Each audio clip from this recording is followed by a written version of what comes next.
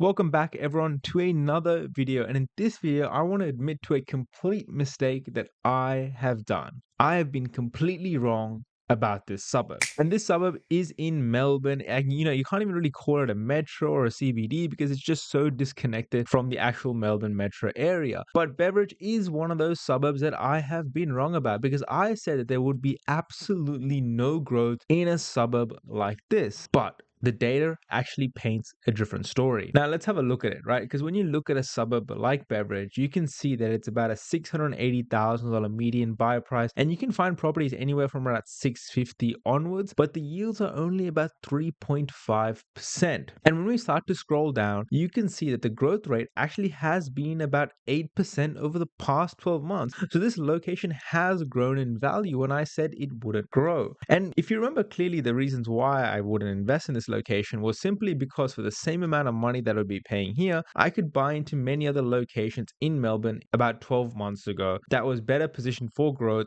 in better pockets at better prices. But nonetheless, this location has grown about 8%. But the reason I'm making this video for you guys is that does that mean it's still a good place to invest, and would it have been the right choice 12 months ago? And they say that comparison is the thief of joy, but we need to compare another suburb to this suburb just to be 100% sure whether or not we made the right decision. And the suburb I want to compare it to, guys, is Meadow Heights in Melbourne Metro. And if you don't know where Meadow Heights is, it's on the outer fringes of Melbourne Metro, and you can have a look here. It's very close to Campbellfield, Dallas, Broadmeadows, in that sort of northern Melbourne pocket away from the CBD, but it's in a much more established area of Melbourne Metro. And when you start to look at the data, you can see the median buy price is around $760,000 currently, with about a 3.4% yield. And if you start to scroll down, you can see that over the past 12 months, this has grown by 16%. Now you compare that to Beveridge, it's only grown about 8%. So if you had listened and you had looked at different suburbs in Melbourne, like Meadow Heights, or countless other suburbs in Melbourne CBD, you would have outperformed this suburb that I thought that would have no growth. And this is the important distinction about making the right choices. While an average investor or maybe a BA prompted you to go purchase in Beveridge, if you had looked at the fundamentals, then you would have known that any of these out-of-pocket northern Melbourne suburbs had incredible value for the price point that they were going at about 12 to 18 months ago. And that's what actually separates the good investor from the average investor. We looked at more than just the flashy new houses and the new builds and the modern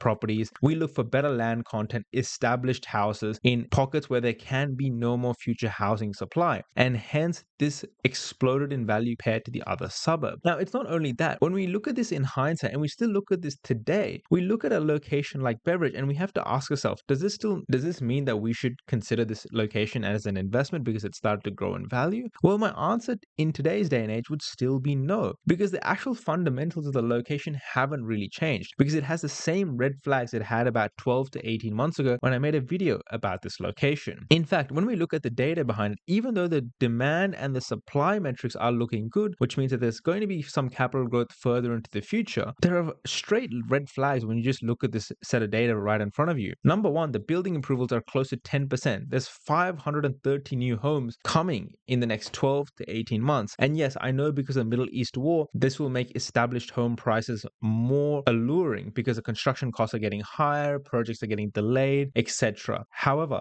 this suburb is a suburb that is located on the outskirts of Melbourne Metro, surrounded by tons of vacant land and with plenty of building approvals. And we're going to see more buildings come online in this location in the future. It is almost guaranteed just because of the amount of vacant land it has around it. And you can have a look at the vacancy rate of this suburb, and it's sitting at 4.5%, which is just ridiculous when you really think about it. It must be incredibly difficult to find any tenant to rent out this asset. You just have to look at realestate.com and you can see that 69 properties are available to rent in this suburb, and they're ranging from 460 to 550 to 480. And guess what? They're all relatively newer builds, 4x2 properties, cookie cutter homes on small blocks of land. Now just imagine trying to find a tenant for a property like this when there is just no variation. There's just a bunch of the same properties available, and it's a suburb disconnected from the wider Melbourne metro area. It just doesn't make sense as an investor, but yet some BAs and some gurus promote this area area as a location to consider for investment. And then you look at the suburb like Meadow Heights, which has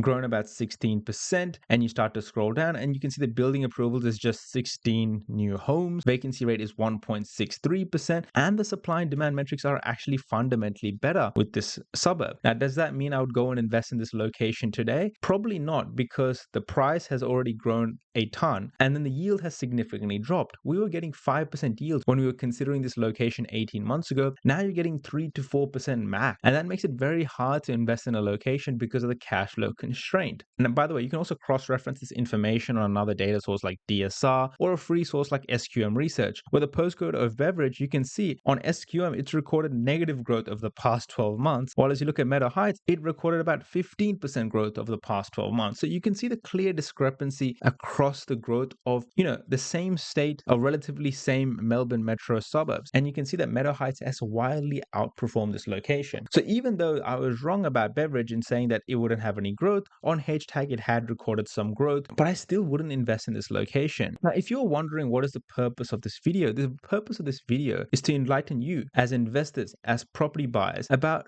what it makes to make a great investor compared to an average investor. Because when you compare suburbs that are very close to each other in the same capital city, one has wildly outperformed the other. All we had to do was look at a couple of key metrics that help us determine whether or not these locations will continue to grow, whether or not it would grow, and where the value actually was in a lot of these properties. And Beverage did not have that same value proposition as the likes of Meadow Heights, Dallas, Coolaroo, and other parts of Melbourne CBD, which I haven't even touched on. And so if you're sitting there wondering which suburb should I consider when I compare, a Melton to a Meadow Heights to a Bundaberg in Queensland, and you're thinking which basket you would put your eggs in, that is where you need to get the help, the guidance, the nuance to understand what is happening in these markets. And it goes further beyond data. You need to be able to interpret the data, understand what is happening on the local ground knowledge, and helping you make those decisions. And that is where the community is able to help you. Not only do we have over 250 members helping each other out on a daily basis, pick the right locations, helping investors avoid poor quality suburbs. And in a time where picking the right suburb, where everything seems to be growing, becomes incredibly more important, because you do not want to back the wrong horse. And there's so much misinformation online, guys. If you join the community, you'll get the help you need. You'll be able to ascertain which suburb that you should pick based on your investment profile, and then find the right property. And I can help you review that property, help you review your strategy, and get you the right horse, right?